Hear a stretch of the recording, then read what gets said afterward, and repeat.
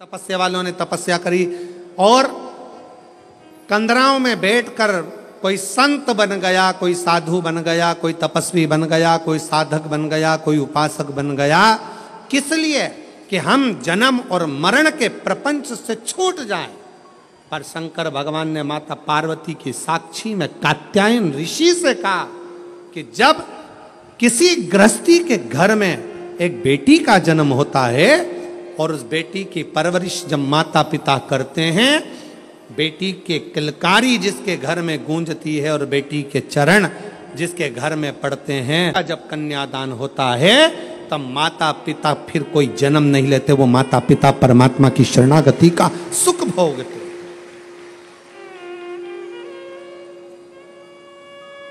अब इसमें सबसे ज्यादा जरूरी चीज कौन सी है?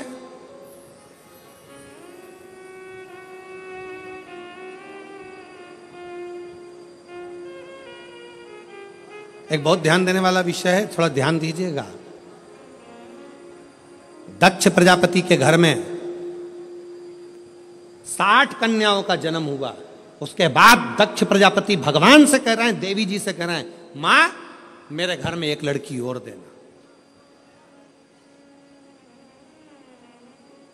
एक बेटी और चाहिए मुझे। मां जगत जननी दुर्गा कहती है कि तेरे घर में बेटी कहां से आएगी, मैं खुद तेरे घर में बेटी बनकर जन्म लूंगी। सती आई।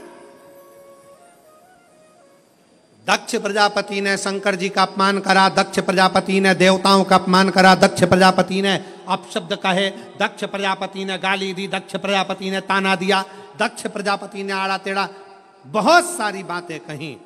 अब दक्ष प्रजापति को तो नरक जाना था, दक्ष प्रजापति को तो नरक भोगना था। पर दक्ष प्रजापति के घर में बेटियों का जन्म हुआ था, दक्ष प्रजापति ने बेटियों का कन्यादान किया था। इसलिए शंकर भगवान का अपमान करने के बाद भी दक्ष प्रजापति नरक नहीं भोगा है। दक्ष प्रजापति मरण शीश कटने के बाद बकरे का मुख लग गया और बकरे का मुख लगने के बाद भी स्वर्ग भोगा है। वो घर में एक बेटी जब अपने घर के अंदर बैठकर भोजन करती है तो कहते हैं 1000 अश्वमेध यज्ञ का फल उसे प्रतिदिन प्राप्त होता रहता है, प्रतिदिन।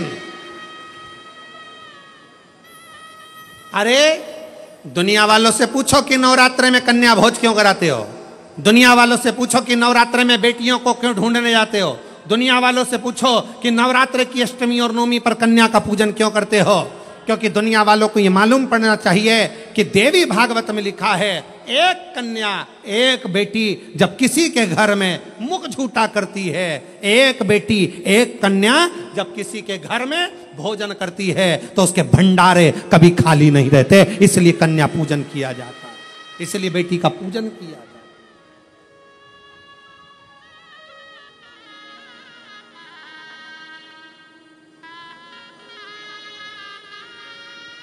और